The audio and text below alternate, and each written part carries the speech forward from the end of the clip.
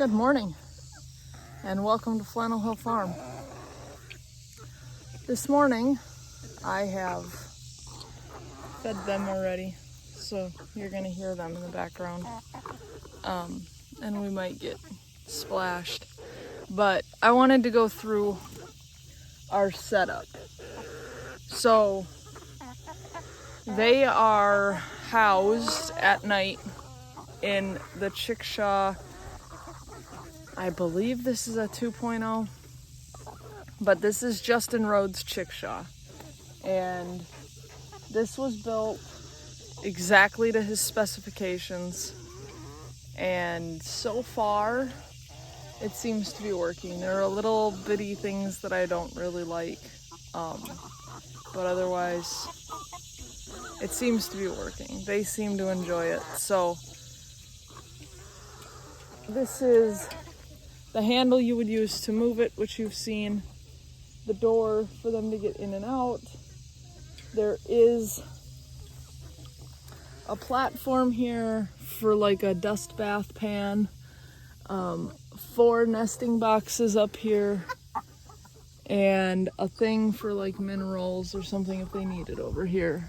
These they use to roost on at night, and then there's also a bar that goes across by the nesting boxes that they can use as well.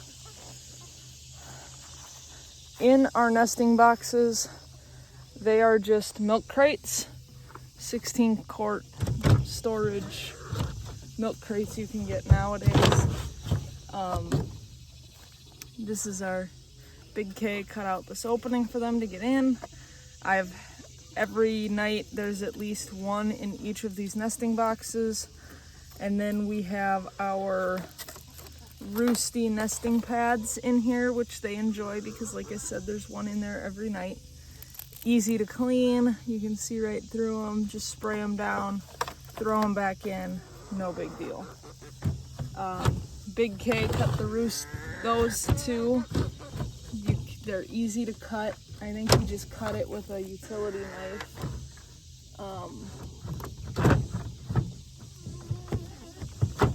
So these are our nesting boxes back here. So that's that. Then we have one big thing for water. We have one big thing for their food, which we've been doing fermented food. They appear to be okay with their food in one of these, but they seem to prefer it out on the grass. So that might be. And then this one I fill with water, and then I put their frozen lettuce in there. And this one they can get into a little easier if they want to cool their feet off. And I try to freeze the lettuce so that that's cool too, so that they have some cool stuff. So I do think, however, that we're gonna go a little bit less linear next time. I don't know if I like how straight this is. And now they're investigating where I got in. So that's our setup. I do have some automatic, well, I call them automatic feeders. They're the big hole things. I'll show them to you, but you can put them on like a tote, and you can use them so they can get their heads in to eat.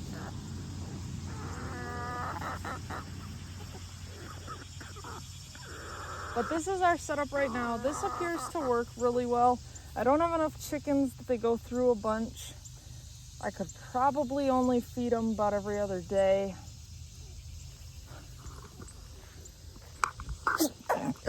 They don't seem to really enjoy the feed in a container, so I might just start dumping that out on the ground for them. These guys really do like to scratch. I don't know if you've noticed like what they do underneath the shaw during the day. They scratch it all up. So might just be better if I start working into their instincts, I guess. So, but that is my chicken setup. The only problem that I think I would have with the things I'm gonna show you are putting it in a bigger container would make the most sense. But then I'd have to move that.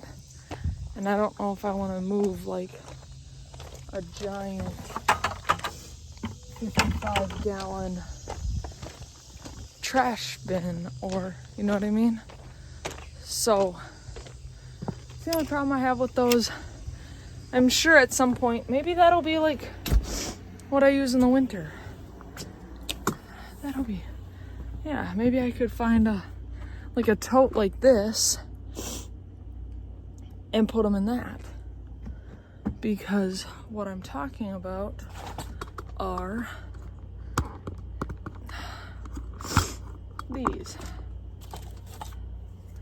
They're the feeders that you would put into a tote, and then they get their head in there and they eat. And they're super cool. They come with caps. So like if your chickens go inside and they can't get at this at nighttime, you can put these caps in here.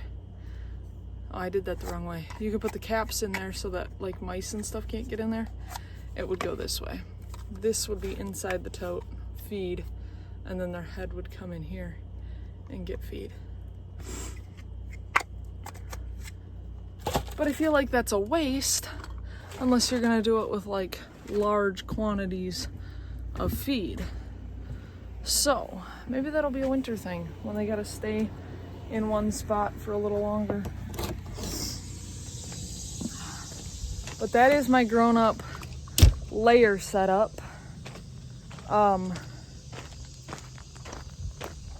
It seems to, I like it. It seems to work. It's fairly easy. We had to go out of town for a couple of days. We had a neighbor doing it, taking care of the chickens. They didn't seem to have a problem, so I think that's probably just a better, easier setup for everybody involved.